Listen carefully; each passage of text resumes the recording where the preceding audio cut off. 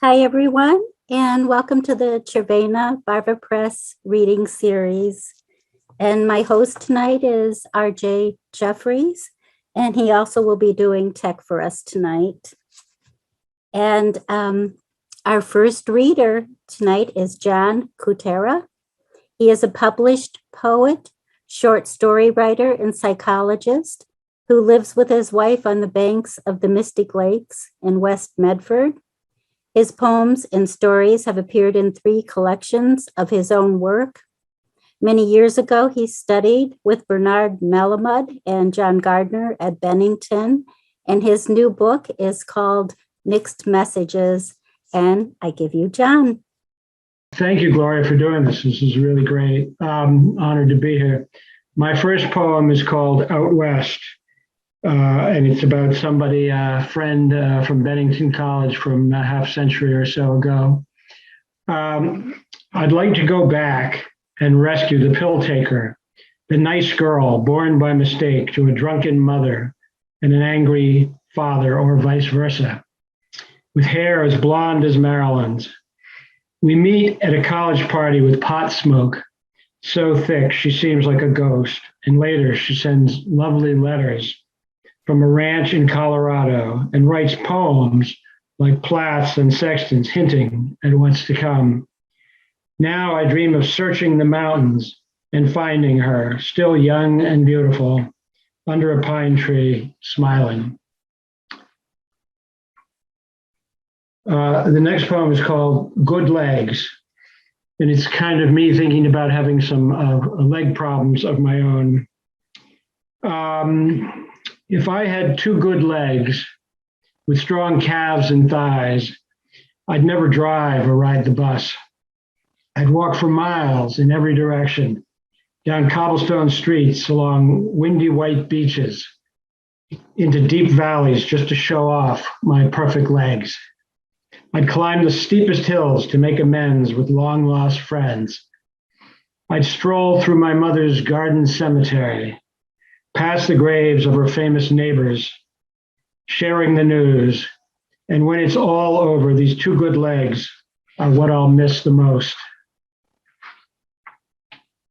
This next poem is about a high school buddy I'm still in touch with, but there's some problems. It's called Drinking Buddies. Drunk calling me after midnight like an old lover. You recall the golden boyhood we never had, naked swimming at Walden, that nice girl from high school we shared. We've lost too much, our youth and dignity, and now this stubborn friendship is drinking itself to death. These are short. I get to read a lot of poems because they're short poems. This next poem is about my long-lost brother. And it's called Gypsy Brother. He was nothing like the dark Romany men we saw in movies. A blue-eyed boy heading west in a caravan of one, sleeping by quiet lakes, waking to the shouts of locals chasing him off the land. I wonder if he ever thinks about the brothers who gave up on each other years ago back in Boston. These days, truckers on Western highways know him better than I do. An honest man with no plans to settle down, no cards or crystal ball to guide him, sitting by a campfire, strumming his guitar, unreachable by fax or phone, hoping to be left alone.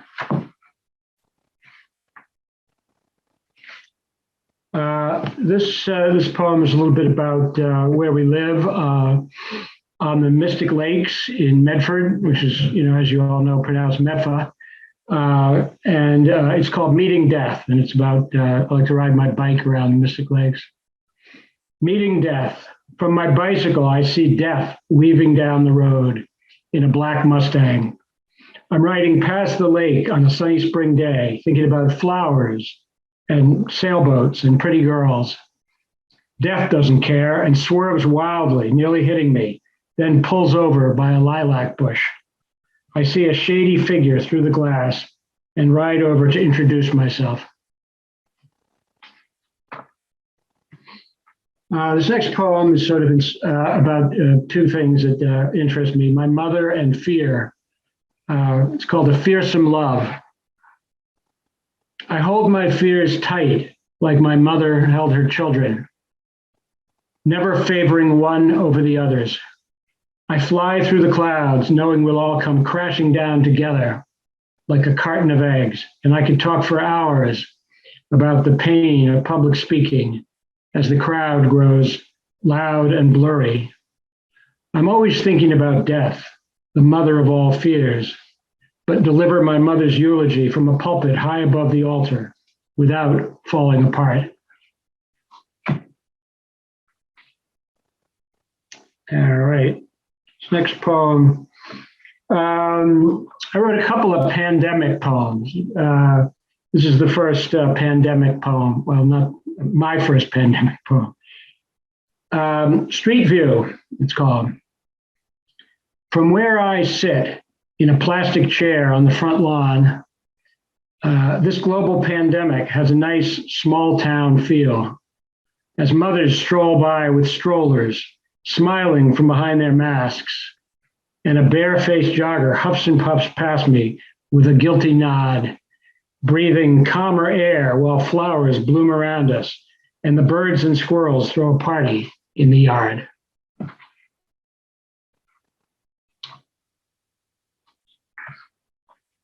All right. Here's my second Corona COVID poem. This one's a little R-rated, so if there are any children listening, covered areas. Love in the time of Corona. What's safe sex when the virus is ringing our bells and trying to slip inside with the groceries? When a kiss or even a breath may be our last. All that's left is love through the wires, a telephonic affair in the dark, a slow seduction alone, together, listening for sighs and zipper sounds, undressing and meaning it when we moaned into the phone. All right. This next poem is called Chicken Country, inspired by an article I read about a chicken packing plant in Mississippi. Chicken Country. It's hot and wet in the Mississippi town where they kill chickens for a living and cut and package them. The white women worked here first, then blacks slaving away for minimum wage. Then came Latinos, but ICE took them away, and now the chickens will just have to kill themselves.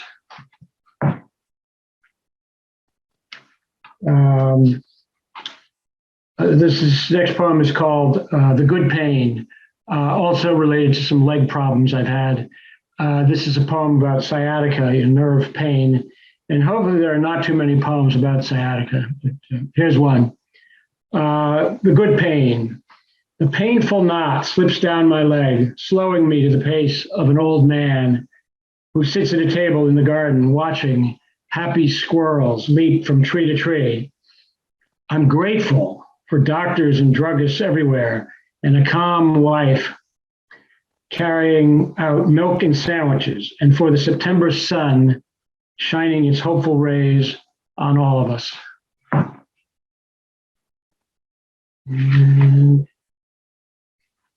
All right. Another poem about my mother, who was a cat lover, called Heavenly Cats. From the highest pulpit in a high Episcopal church, I'm looking down on a sad crowd, telling them about the calico cat you loved and lost, how you searched everywhere, found the wrong cat, took her home and cherished her for years. I say, your heaven is filled with cats, and you're sitting somewhere quiet now, surrounded by a sea of fur. Here is a poem about my Spanish grandfather. I'm a quarter Spanish from northern Spain. This poem is called The Spaniard. We're flying over Asturias, looking down at the wild, wet land where cows graze and my grandfather was born. To the east are the Cantabrian Mountains, where his Basque ancestors fought off the French. I only know him from the stories my mother told. An old man drunkenly cursing in Castilian, passing meanness and alcoholism down the line. Years later, we're visiting this ragged green coast to see where the trouble began. Here is a poem about a very lovable Wheaton Terrier who we had for 14 years, who passed away about 2 years ago. It's called Ghost Dog. We see our lovely blonde ghost dog everywhere, running across wet sand on southern beaches at night and crossing dark roads with eyes gleaming in the headlights, wondering why we left him to fade out in the arms of a stranger while we suffer silently in Savannah. We were in Savannah, Georgia when our dog passed away. And how are we doing for time? Oh, 10 minutes, good. This poem is called Boy in the Box. When I was 13, I was had some health problems and was in bed for a couple of months and in the hospital for a while. Boy in a box. The substitute startles hearing her 8th graders talking to a box, telling it jokes, making laughter pour out of its gray metal sides. They call the thing Johnny, discussing sports and homework he'll never do. Nobody tells her about the boy at the other end of the intercom, miles away in a hospital, who may or may not be coming back. All right. This next poem is about sort of a sad subject, the wake of a boss of mine, a guy I liked pretty well, a boss named Joe. And it's called Awake All Night. And it's written to him. You'd have loved this wake, your children smiling like tall statues, your wife held up by sisters, your devilish mustache peering out from behind a bouquet of roses, the line of cheerful mourners stretching around the corner as though a mayor or priest had died, not just an average Joe. All right. This next poem is called Islanders. My brother, one of my brothers, not the gypsy brother, the other brother, moved to Peaks Island, which is a beautiful island in Casco Bay off the coast of Portland, Maine. And this poem was inspired by a trip there. Islanders. I see them clustered at the ferry dock like seagulls, or driving their junkers around this rock in Casco Bay. Crazy islanders who will never leave this familiar place of weathered shingles, grassy paths, and craggy old neighbors they love to hate.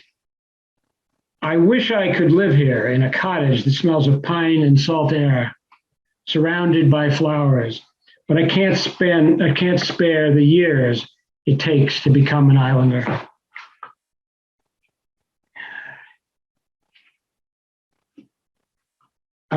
This is a poem written to an old high school girlfriend. Past lives. Let's go back and be as thoughtful as teenagers can be. Let's be surprisingly nice this time, without curses or slander. Let's cling to sweet memories through the years. And if we can't do that, let's go back and never meet.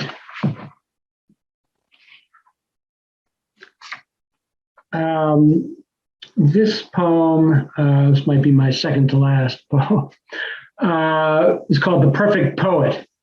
And it's about a fictitious great poet. You're working on the perfect poem to make us weep and smile, the prize winner that will change everything, assuring your place among the greats. You'll be the guest of honor with so many offers to publish, teach, sleep around, divorce, and remarry that you'll lose your mind and become a great poet. We ran out of time. I just wanted to say thank you very much, and that my book is called Mixed Messages, and it's available on Amazon, as is a book of mine called Other People's Problems, and what was the other one called? Anyway, look under John Cuetara, Cuetara on Amazon and see what you can find. Thank you very much. Thank you so much, John. That was wonderful. And thank you for mentioning your books. And our next reader is Marcia Karp. Her new collection is called If by Song, and it was published by Lily Poetry Review Press.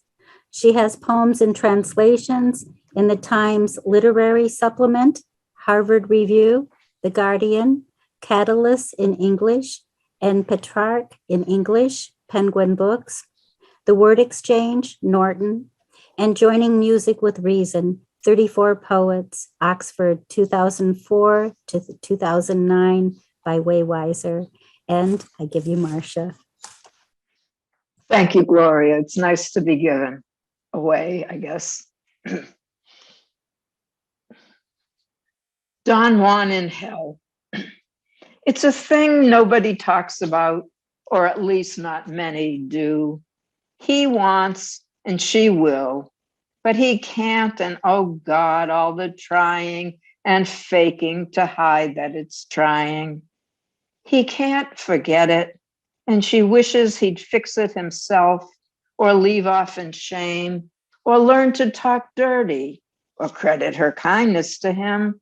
But he just has directions to give and is no longer the man she agreed to.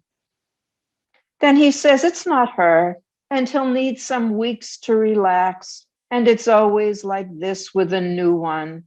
But meanwhile, if only she didn't take such pleasure in the small things at a time like this. Nobody says, except for him who never has nothing to say. She mustn't let on, though it's time after time.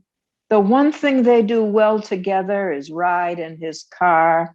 It's leather inside with a champion's kick, and she's learned to hold it and scold it on those small time roads he thinks make him a man of the people.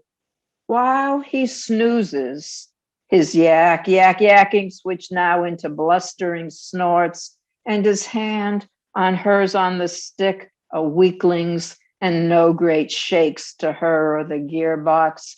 She can make the thing walk, trot, and tit up, then rear up and charge, and she whinnies full throttle as the car hugs the roads. The human female.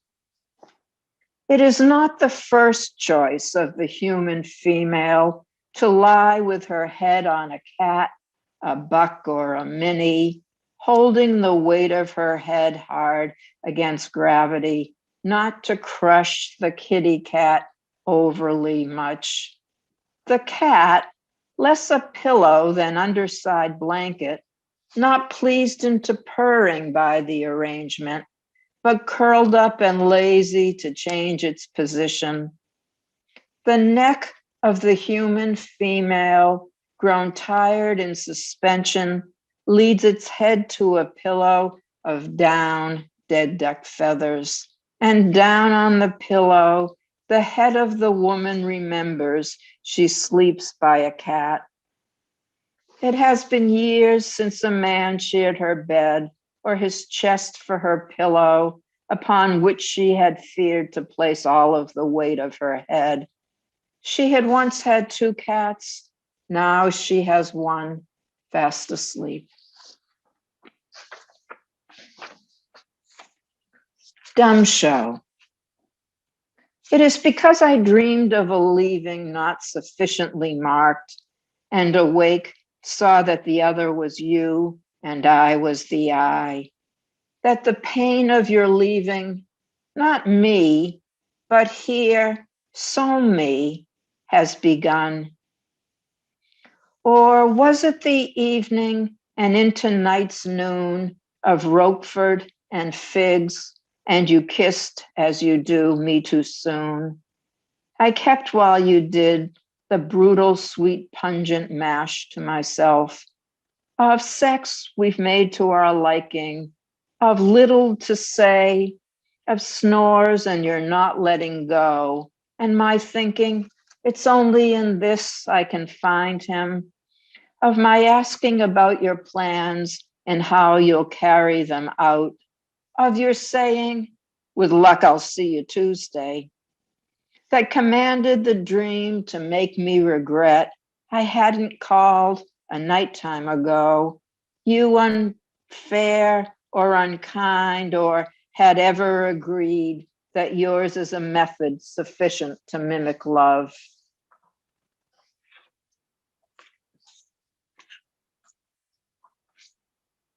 This mask, this figure, such stuff. What is this mask I've grown? It does not suit me at all. It is cracked and worn. How could I know this would be the mask I'd grow? I have not reaped what I meant to sow in morning's dew, as I recall. What is this mask I've grown? It does not suit me at all. Who cut this figure from such stuff? It never could have been the mode. Welts and clabber. Who could touch this figure? Who cut it from such stuff? This warp is stretched. This weft is rough.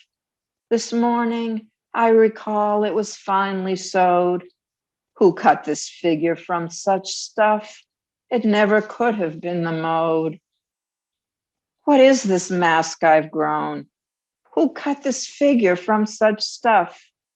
I recall mornings of fineness showed, not this figure, not this mask I've grown, no fine skin, no mornings, no dew, no fine bones have been left me. I've clabber and welts and dusk. What is this mask I've grown? Who cut this figure and from such stuff?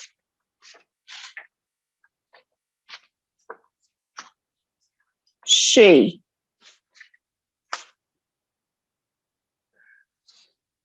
She'd been saying it for so long, and with passion too, that there was a person inside every body, that every person was as surely the world as every other person was.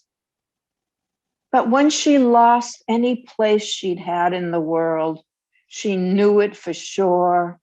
And since she'd always been able to put to the side herself, the sureness seeking to find its level of change, found a ground long seeded with shame and flooded into flourishing such a harvest of behind the scenes peerings that she knew herself only desire clothed in legend, in cunning and in will and an endless supply. And she did the worst on herself by doing her best to keep mum that she was.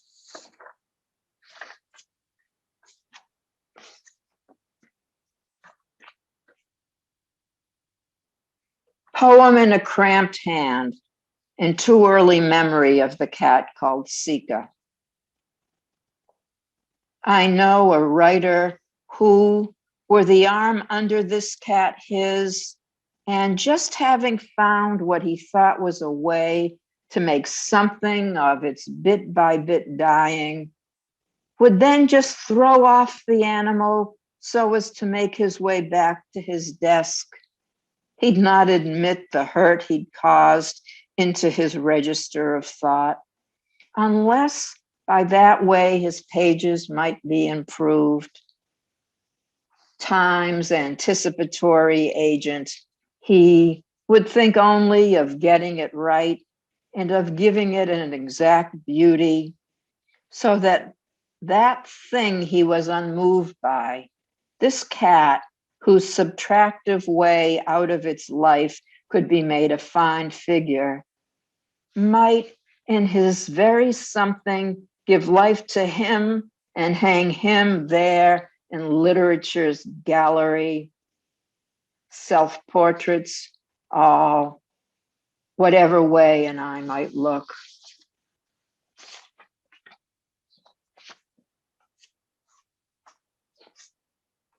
The poet David Ferry, April 4, 2007, Boston. He had both a level broadness across his shoulders and a tallness, so that when he changed his posture in order to lower his gaze, creating the illusion that he was on our level, though he was instead still over our heads, now by some fewer inches, he did so by a torque that raised his right shoulder and lowered his left. It seemed so natural a posture to him, habitual, as if he'd lived long in his full height among people much shorter, among whom his disciplined inclination brought everyone comfort. Being so broad, some part of him was still tall in his torque, though his head was lowered by that kindness of his. That was one kind of talking down to us, but not another.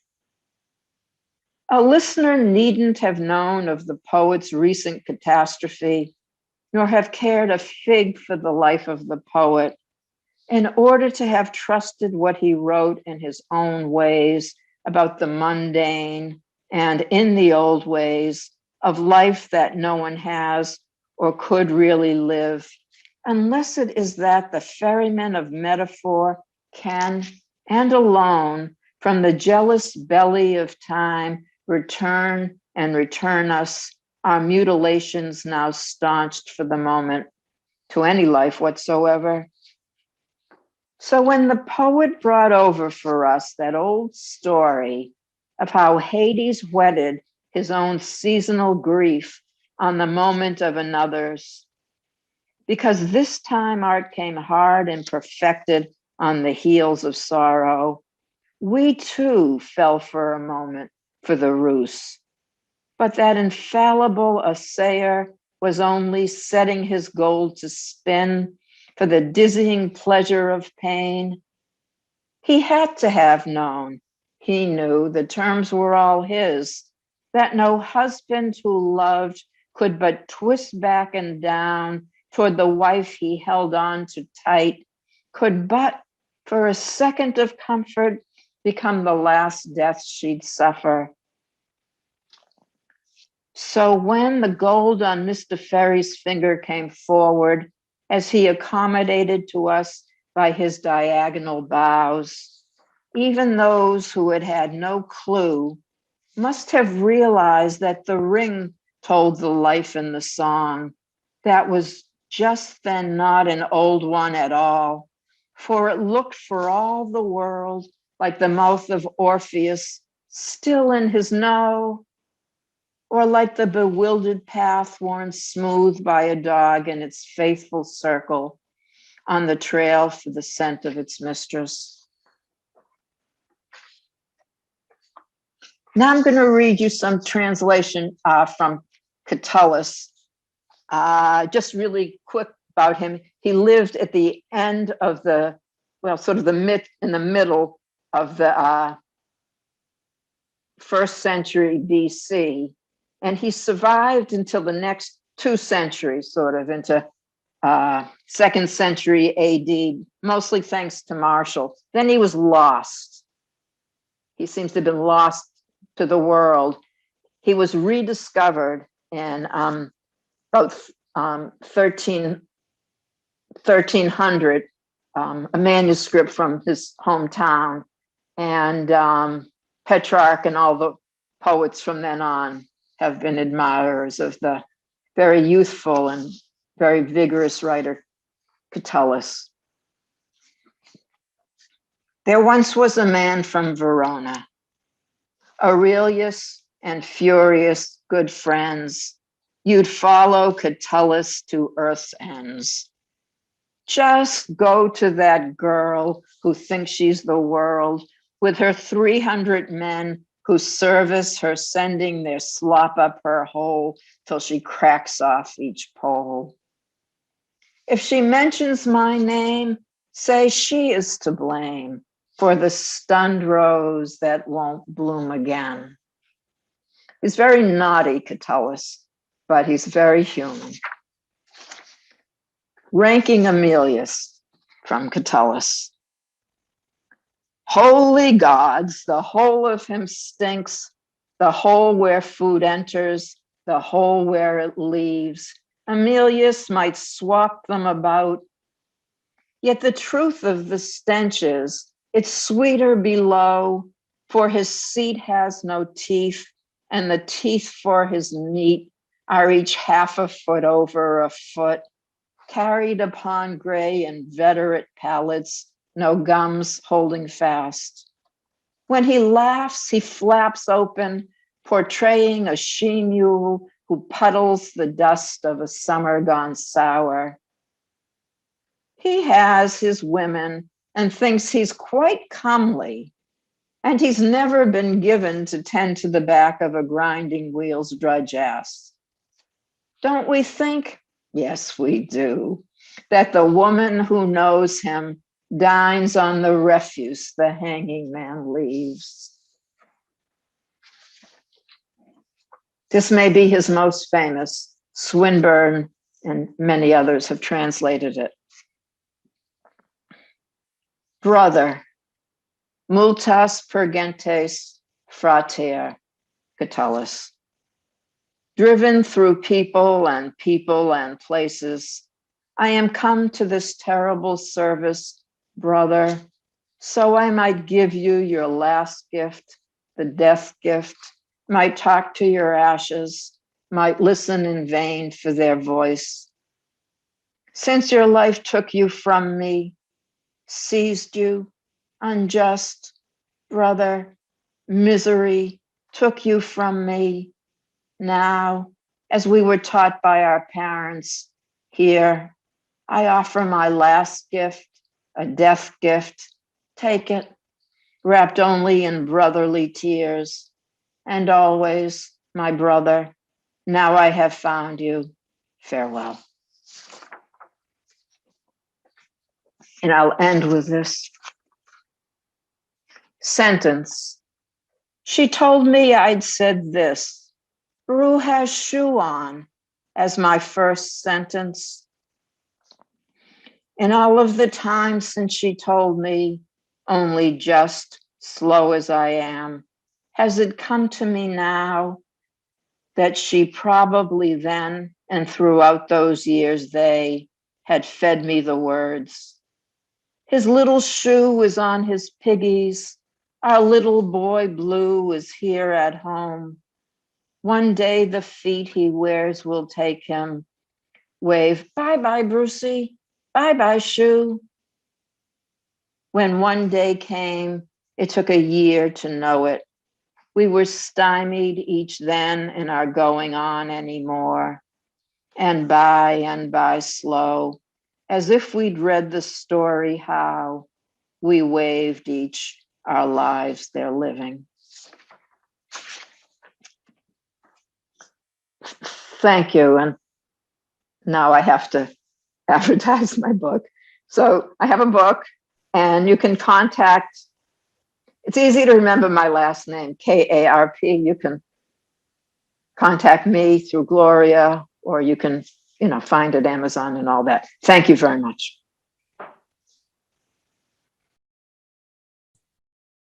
Thank you very much, Marcia. That was wonderful. And our next reader is Cammy Thomas.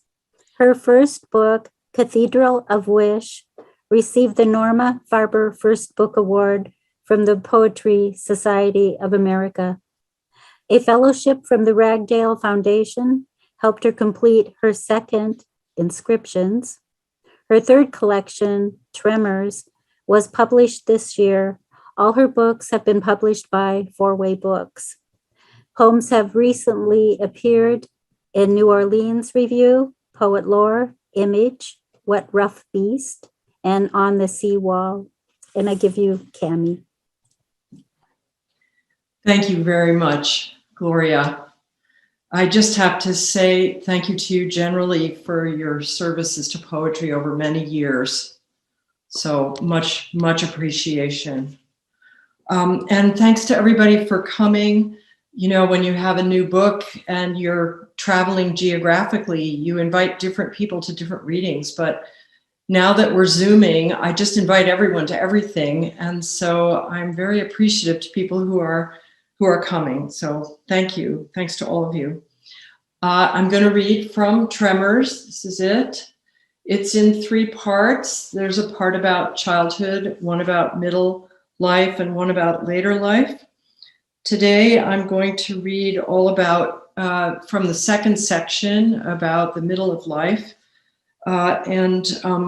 This will have to do with being sort of in between one's children who are becoming adults and one's parents and upper generation who are dying.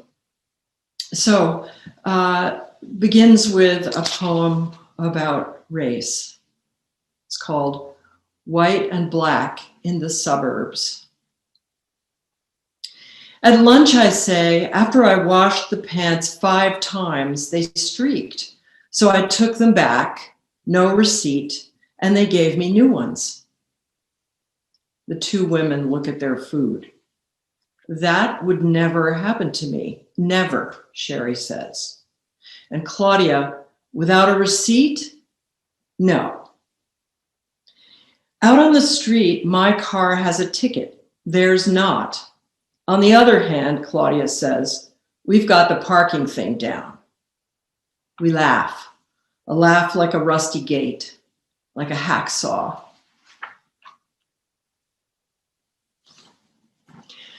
Chilling kills. I'm a killer from my living room among my lovely things, a killer swimming in a cool pool, trying not to hurt anyone.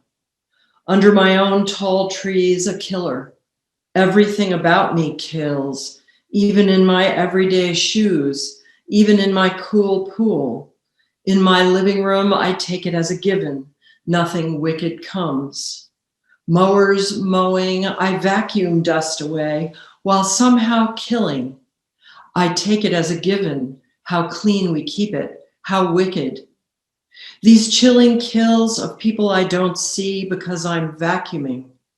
How clean we keep it, my America, how free of weeds.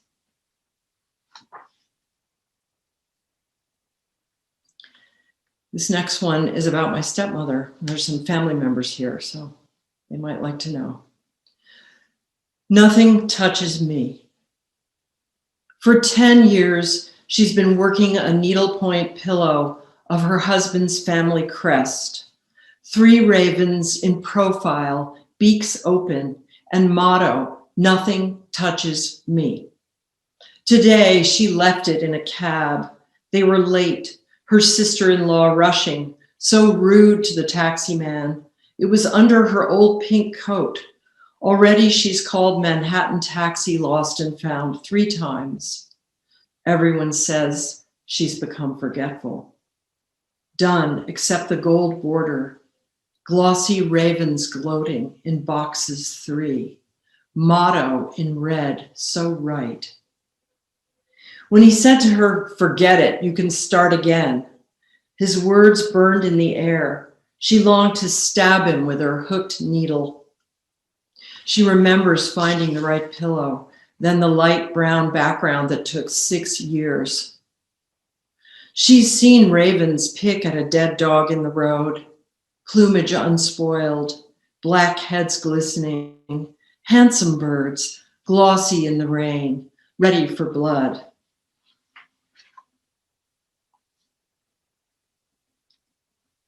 This next one's called lattice, and I'm talking about that sort of crisscrossed wooden structure you can lean up against a wall to grow plants on. Lattice. She's a lattice, can't close back up. The part where her head was, it's a crisscross. Now she holds thorny climbing roses that hide the violence they do. Her fractured frame softening, warping till it snaps under nodding flowers. 6 heads to a stem.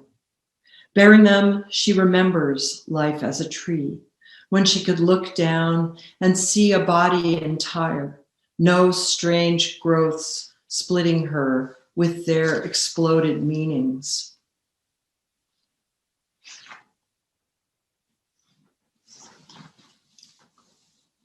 I wrote this next one after seeing the movie Gravity. Maybe some of you saw that. It's called Orbiting. Orbiting above the earth, watching it loop by in its interstellar loneliness, caught in my spacesuit, air running out, can't stop the wobble. I wake in my spaceship under layers of quilts. Still dark outside, and in this cocoon waiting, thin air full of doubt, I turn and see out the porthole of my eye a form like a far-off mountain range, moving slightly, rising and falling, and I shift toward it until my ship docks gently against my sleeping husband's body.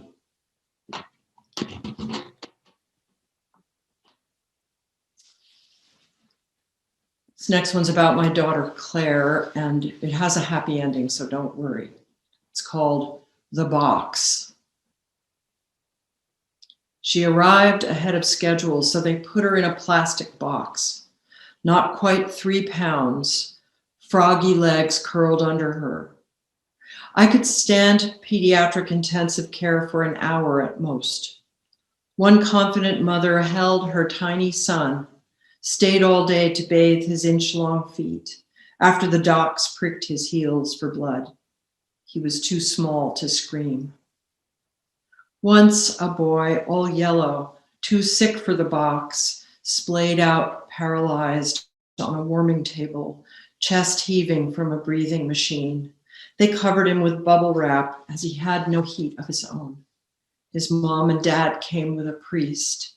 Nurses pulled the privacy screen, and we all heard baptism, then last rites. Next day, he was gone. Don't worry, the resident told us. We'll tell you if your baby's dying. We decided to name her Claire. When we bent to the hole in the box and softly called her name, her breathing faltered. And this is Claire many years later. This poem is roughly in iambic pentameter, da-da, da-da, da-da, da-da, da-da. And it's kind of a Polonius poem when I'm giving advice that's sort of a mix of fatuous and maybe actually quite accurate. So it's called This Moving Ship, Our Life. I said I love you, darling, when Claire left with ancient suitcase, duffel full of shoes, left for a new life she could not yet see. I advised her where to walk, where not, which side of the street can save your life, and to be correct with everyone at work, even those she comes to deeply hate. She nodded patiently, swung one leg over the other, tucked her heavy hair behind her ears, and watched the ticket window as we waited for the train. She leaned her head on my arm. Where else could she have gone? Where else could I? Was there another way to walk back to my car without imagining the unspeakable things that happen every day? When someone sat down next to her, would she pretend to read or fall asleep, head inclining toward some other shoulder?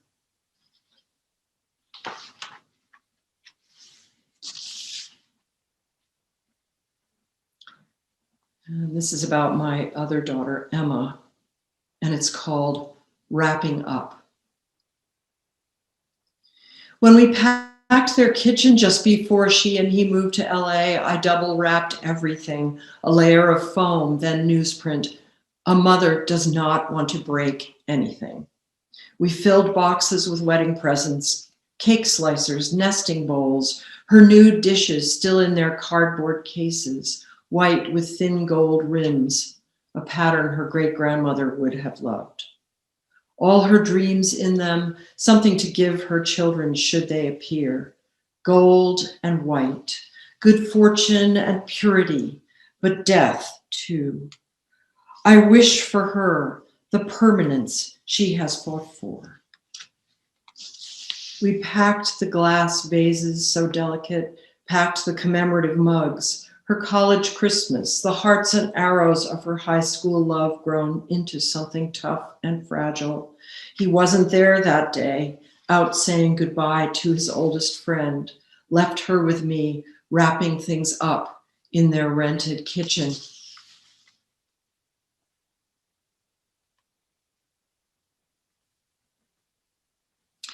Next one's called Widow, and it's about my grandmother, Thomas. Widow. Her calves, solid slabs above men's orthopedic shoes. 100 blocks of Manhattan she marched in every weather, through Harlem, down to the village, 5 miles daily, wearing her long dead husband's warm, long underwear. Every kind of person picked her up if she fell. Bent over at 96, still walking, she could barely see. When icy snow made the sidewalk a treachery, upright, joyous, alone, she went out feeling her way around the block, touching the building's cold stone.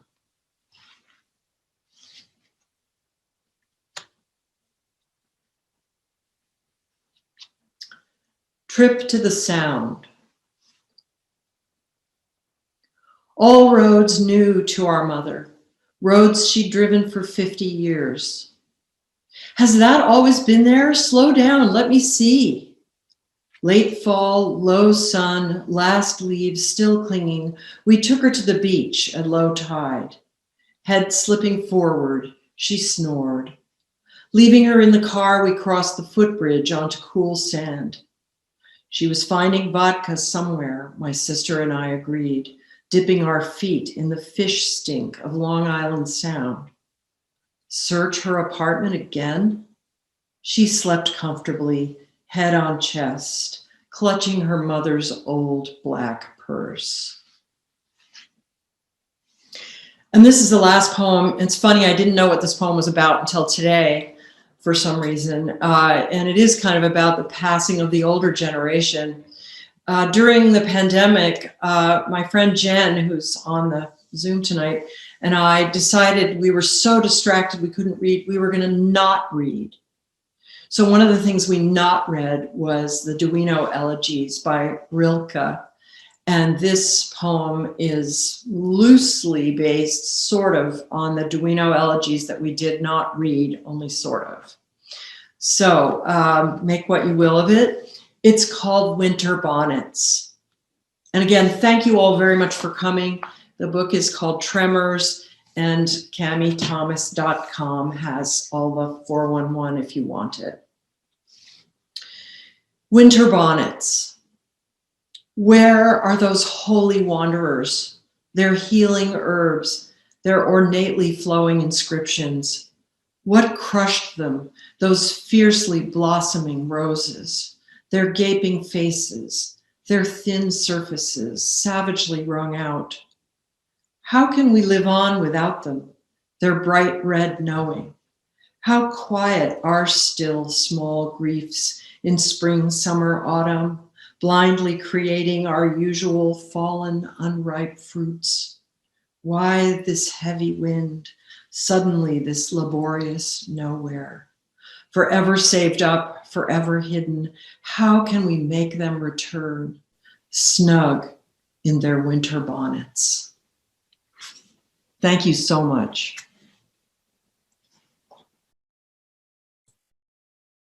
Thank you, Cammy. That was wonderful. And I identified with your poem about Claire weighing 3 pounds. I weighed 3 pounds when I was born and went down to 2 pounds. So I understand that. So thank you. And our next reader is Marc Zegans. He has penned 6 collections of poems, and most recently, The Snow Dead, which Cervena Barva Press published. And I published this last year, so here it is. And also, he has published Swizzles Felt's first folio, From Typewriter Underground, 2 spoken word albums, and several immersive theatrical productions, including Sirens, Dreams, and A Cat, co-written by D. Lowell Wilder in 2020, and many short films. So I give you Marc. Thank you so much, Gloria. It's a pleasure to be here. And Jeff, thank you for co-hosting and doing all the tech on this. Very much appreciated. It's both an honor and quite humbling to read after 3 such fine poets. So I hope I hold up my end of it. The way I'm going to read tonight is I'm going to string the poems I'm reading together in just a flowing sequence. So I won't pause to title or comment them. And what I'd suggest is just let the sound enter and let the material flow by, and the meaning will come from that. So with that, I'll begin. You are awake now, rent then stitched, apart from you but foreign, removed.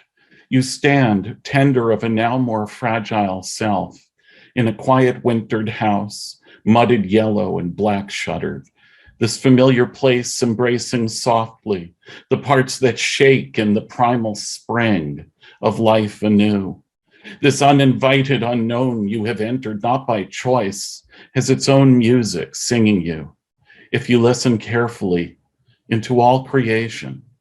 That is the gift of such unwanted disruption, for all art and all love in its vast expression arrive when we are given into the unknown. The fabric of tears withheld, tied back in tiny knots, made with a child's hand, under curtain filtered light. The blinding precision of stories untold, laced as a garment of shame into muscle and bone. The lie that this figured web, whose pattern depended on holes, was impermeable, because to speak was to die, did not contain the staining fluid of tales oozing viscous through surgical silk. First run in the morning was carving glass. Today, I was the last skier on the lake, my ski thwacking over the rising chop as the hurricane blew in from the east.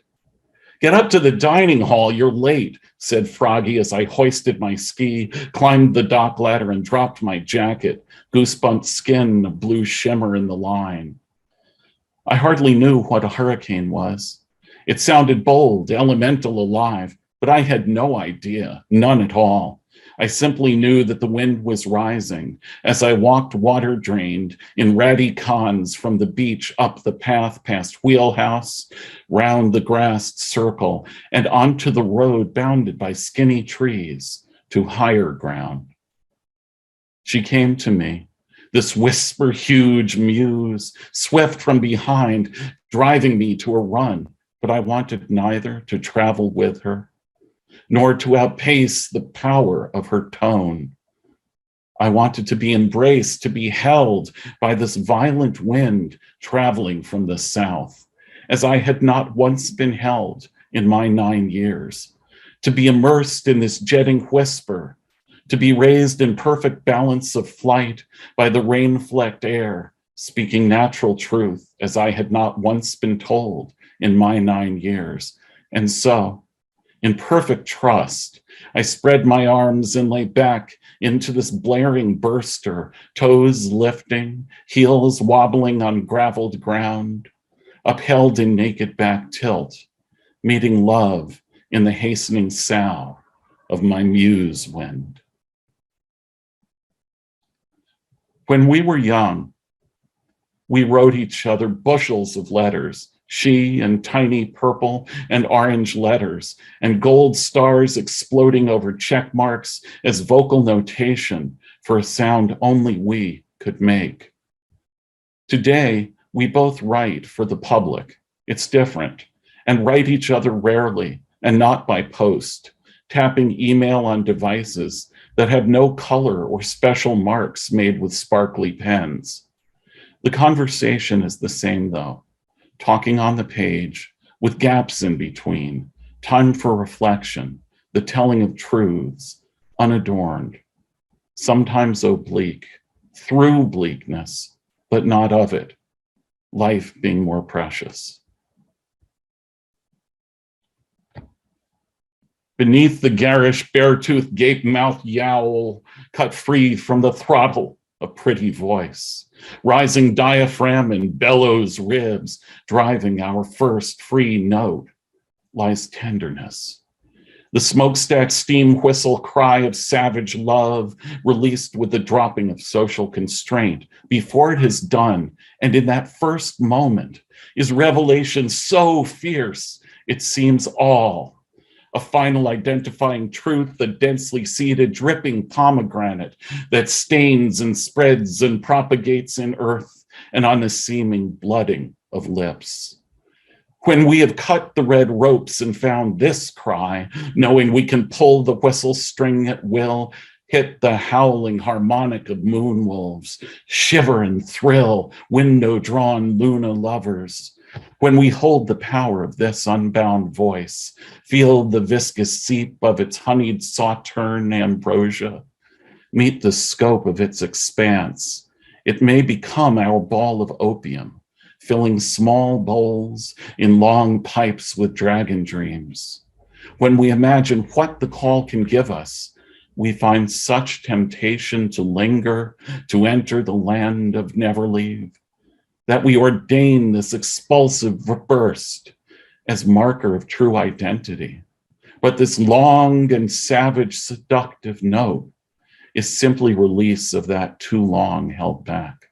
And when it is out, we can find tender things if we forego all concern with form and look instead to what is there, fertile, pulsing, flowing, electric, kind. What is a sign outside the circle? How is it made? If its marks are cut deep, perhaps with chisel into stone, are these marks outside the circle set in material, inscribed? What of graffiti, wild style, traveling on trains, across bridges and boroughs, through tunnels, undercutting, overwriting, defacement, refacement? This will go on your permanent record, they said, as a threat, a coercive memory set by pen in a ledger of sins designed to curtail my future with a word in a book no one would read. Is this recorded defacement meant as willful effacement of the life that could otherwise be? Inscription? It does not arise from love. You are inscribed in the book of life, they said. I did not know life had pages. Is there a separate record kept, a compendium of existences? Does it survive us? My body has life, moving. It seems to lack the fixity of inscription, the premise implicit in the idea that I am written in the livre de la vivre is that I am of life, held in its container. Yet it seems that life is in me. Perhaps it is life, not me, that is inscribed, and yet their claim has warrant, suggesting by its embracing tone that it is offered with love, and yet again, placing life outside of you with the false benevolence of those who claim to hold the eraser does not arise from love. Is a child's joyful scribble an inscription? I was told, your scribbling is not art. You cannot make art, as my sheet was torn and I was sent to the corner, an example, a public mark. I was inscribed in the book of shame. And so Outside the circle, I do not scribe, though I scribble still. Life does not need me to copy. I came upon the place where I cannot know, not that I ever did, but that a claim to know or work from knowledge was patently false, because no fictive path could issue plausibly from the place where I sat. When I was a boy of 6, I'd walk to the Whitney Dam, which flowed into Mill River, and play in the detritus of the ancient armory, a site of water privilege and interchangeable parts that gave rise to industry and slavery, continued by the maker of the cotton gin. I mention this as Lowell, a site of water privilege and industry along its shores, birthplace to Jack Kerouac, was a New England mill town heavy in brick and lowered horizons for its people who worked the endless textiles wending through its giant looms in houses of no escape.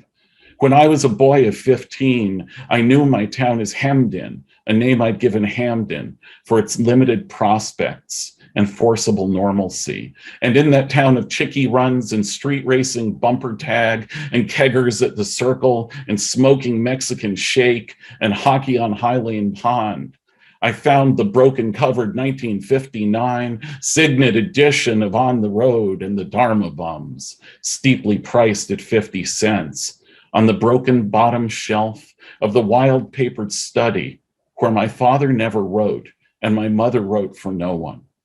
And the Subterraneans, a 35-cent Avon with preface by Henry Miller and cover art like crumbling adobe bricks in abandoned rancho at edge of town.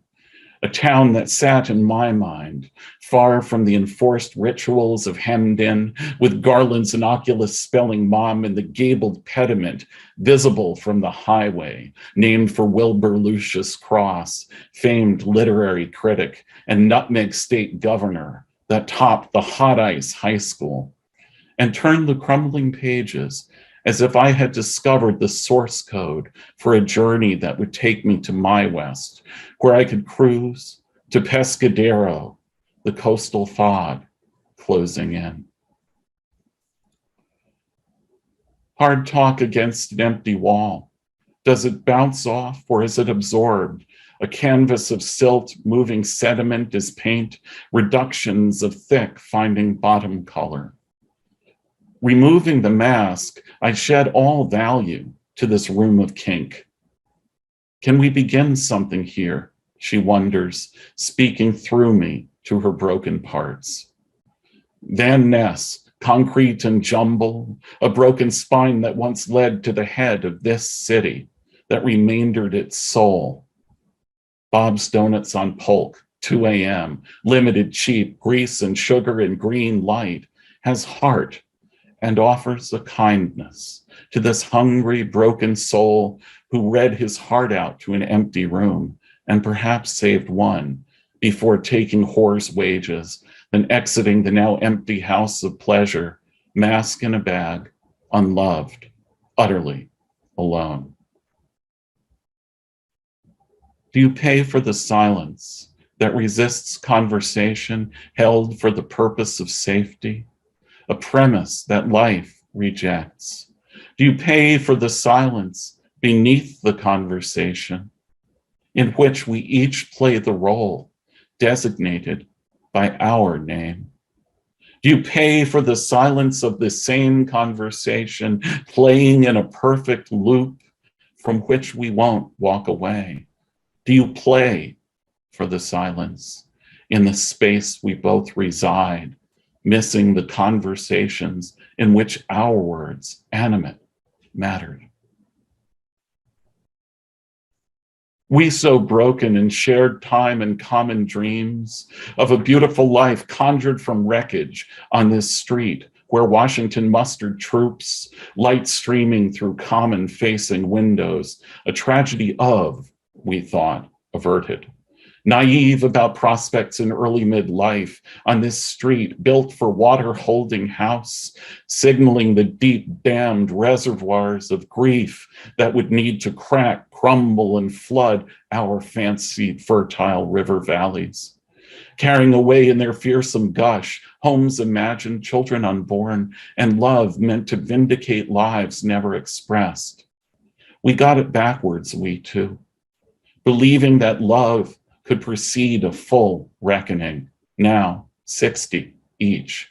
You have found your ocean, and I on coast opposite mine, south of the places we came of age, water towns both, but not these beach-edged loci of summer folk and winter people that hold our fragile water-softened lives, our reckonings made in lives lived alone, our tentative lives made beautiful by eye and ear turned daily out to waves represented in photograph and verse, in ways stripped from us, like skin from our backs, nails from our fingers, hope from our hearts, in the days before we courageously dreamed the beautiful lives we claimed for ourselves, skins silvered in the wintered light, in those long nights coupling in my bed.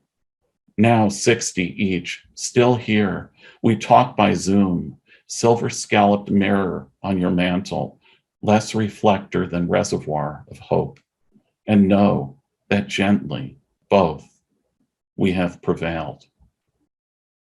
Stronger than light, this dying of my old self. Thank you.